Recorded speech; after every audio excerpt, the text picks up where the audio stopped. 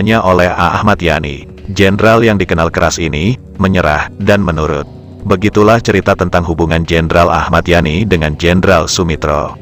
Keduanya Jenderal Bintang 4, Ahmad Yani sendiri adalah Jenderal Angkatan Darat yang jadi korban penculikan dan pembunuhan kelompok G30 SPKI pada dini hari tanggal 1 Oktober tahun 1965. Ketika itu, di Angkatan Darat, Ahmad Yani adalah jenderal yang paling penting. Sedang dipercaya memangku jabatan Menteri Panglima Angkatan Darat, Menpangat, atau kalau sekarang Kepala Staf Angkatan Darat, Kasat. Pendek kata, ketika terjadi peristiwa berdarah G30 SPKI, Ahmad Yani adalah jenderal nomor 1 di Angkatan Darat. Ia jadi pimpinan puncak Angkatan Darat menggantikan seniornya Jenderal Abdul Haris Nasution yang digeser menjadi Menteri Koordinator Hankam merangkap Kepala Staf Angkatan Bersenjata. Sebuah jabatan yang kelihatan mentereng, tapi tak punya kewenangan berarti yang bersifat komando. Hanya jabatan yang mengurusi masalah administrasi. Ahmad Yani sendiri mulai menjadi Menteri Panglima Angkatan Darat pada 1962. Tapi sayang, pada dini hari 1 Oktober tahun 1965, Ahmad Yani yang ketika itu sudah bintang 3, harus menghembuskan nafas terakhirnya dengan cara yang tragis. Perwira yang kenyang dengan berbagai palagan ini, gugur karena dibunuh oleh anak bangsa sendiri. Tragisnya lagi, mereka yang membunuh itu sebagian berasal dari pasukan Raider yang dibentuknya. Sementara Jenderal Sumitro tak lain adalah Pangkop Kamtib di era Soeharto jadi presiden. Dia jadi Jenderal Bintang 4 di era Soeharto. Saat Ahmad Yani jadi Menpangat, Sumitro adalah salah satu anak buahnya. Sumitro sangat menghormati Ahmad Yani. Atasannya ketika itu, dalam buku biografinya, dari Pangdam Mula Warman sampai Pangkop Kamtib, yang ditulis Ramadan KH, Sumitro menyebut ada 3 jenderal yang sangat ia segani dan hormati. 3 jenderal yang sangat dihormati Sumitro itu adalah Jenderal Sudirman, Jenderal Gatot Subroto dan terakhir Jenderal Ahmad Yani. Semasa aktif jadi tentara, Sumitro dikenal sebagai perwira yang punya pendirian keras. Teguh memegang prinsip, demi prinsip yang diyakininya, ia tak segan untuk bertengkar dengan atasannya. Sekali ia tak setuju, ia akan tetap pegang itu. Sekali ia menolak, ia sukar untuk dibujuk. Namun, kekerasan sikap Sumitro luluh juga oleh Ahmad Yani. Tentang ini ada sebuah cerita menarik yang dikutip dari buku biografinya, dari Pangdam Mula Warman sampai Pangkop Kamtib.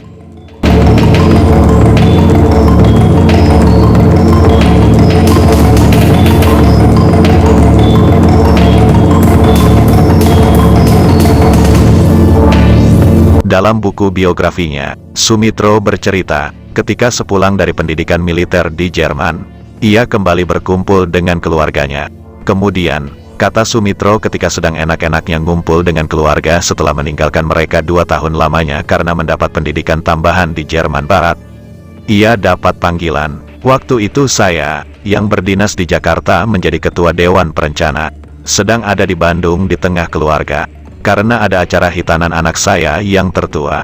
Tiba-tiba ada telepon. Saya dipanggil Jenderal Yani. Kikuk juga saya sejenak. Karena waktu itu saya menderita tulang belakang keseleo dan mengenai urat.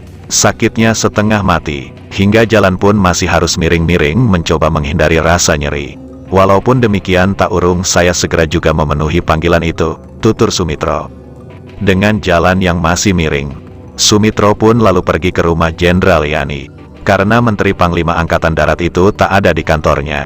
Ternyata ketika Sumitro tiba di rumah A. Ahmad Yani, di sana sudah ada Kolonel Suhardiman Ketua Soksi, Brigjen Taswin, Maijen Maraden Panggabean dan istri Jenderal Yani.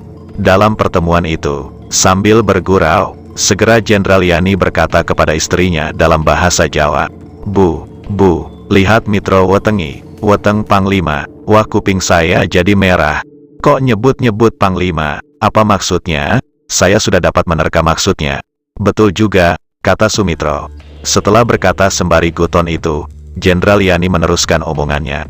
Mit kamu pergi ke Balikpapan, gantikan Haryo Kecik. Sumitro tercengang sejenak. Setelah itu ia berkata, ini perintah, atau masih minta pendapat? Perintah, jawab Jenderal Yani dengan tegas.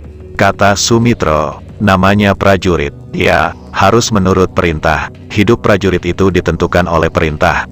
Ya, apalagi yang harus saya kemukakan, saya akan laksanakan, jawab Sumitro ketika itu. Dan pada waktu itu tidak ia ceritakan sakit di pinggangnya itu.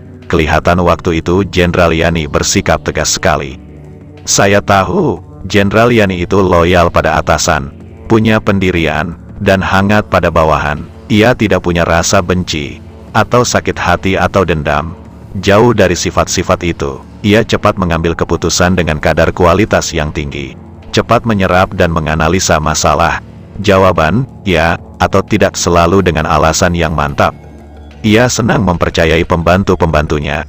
Ia senang mempunyai tim kerja yang baik. Ia sangat memegang teguh peraturan dan disiplin hierarki keprajuritan.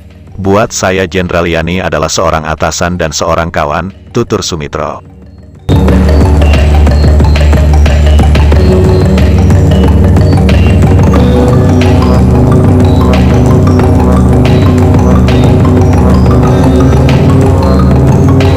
Sumitro tahu persis, orang bebas berargumentasi dengan Jenderal Yani dan Jenderal Yani bersedia mendengarkan pendapat yang berbeda.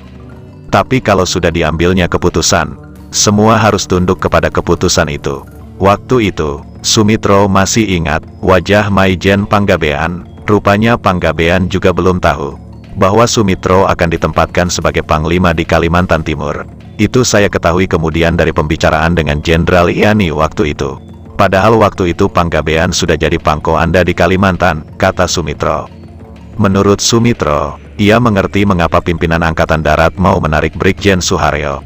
Memang sudah lama para perwira di Jakarta mendengar bahwa Brigjen Suharyo yang jadi Panglima di Kalimantan Timur itu terlalu dekat dengan PKI. Saya juga mendengar bahwa setiap kali Haryo ke Jakarta, dia keluar masuk istana tanpa diketahui seizin Jenderal Yani. Ini artinya, dia sangat dekat dengan Bung Karno. Sekali ia pernah kepergok oleh Jenderal Yani di istana, kata Sumitro. Di tengah jalan, sepulang dari rumah Jenderal Yani, Sumitro ingat pada apa-apa yang pernah terjadi. Beberapa kali dirinya pernah diminta untuk menjadi Panglima. Maijen Pranoto, asisten personil Menpangat, pernah mengusulkan agar ia jadi Panglima Irian Jaya. Tapi ia menolaknya. Saya sudah puas dengan jabatan saya. Banyak yang antre, yang ingin jadi Panglima, tidak mereka jadikan. Mengapa harus saya? Saya puas jadi Ketua Harian Dewan Perencanaan AD, jawab saya. Bukan apa-apa, saya sedang ingin berkumpul dengan keluarga setelah kurang lebih 2 tahun saya tinggalkan sekolah, kata Sumitro. Sumitro juga pernah dipanggil juga oleh Mayor Jenderal Suprapto, salah satu Deputi Menteri Panglima Angkatan Darat. Waktu Sumitro juga ditawari oleh Maijen Suprapto untuk menjadi Panglima di Irian Jaya. Maafkan Pak, saya baru kembali dan 2 tahun pisah dari keluarga. Saya tidak bersedia. Begitu saya berkata kepada Pak Prapto, jawaban Pak Prapto, mutasi ini perlu demi pangkat Mas Mitro. Maksudnya, agar saya bisa naik jadi Brigjen, kata Sumitro. Waktu itu, Sumitro tetap tidak bersedia. Ia mau istirahat dan terutama menikmati hidup bersama-sama keluarga. Sudah begitu lama rasanya tidak hidup nikmat bersama keluarga. Tidak naik pangkat juga tidak apa, jawab Sumitro. Maijen MT Haryono juga mencoba membujuknya tapi tetap dia tolak. Akhirnya ia dipanggil oleh Jenderal A. Ahmad Yani. Dan keputusan sudah diambil. Saya harus pindah ke Balikpapan, kata Sumitro.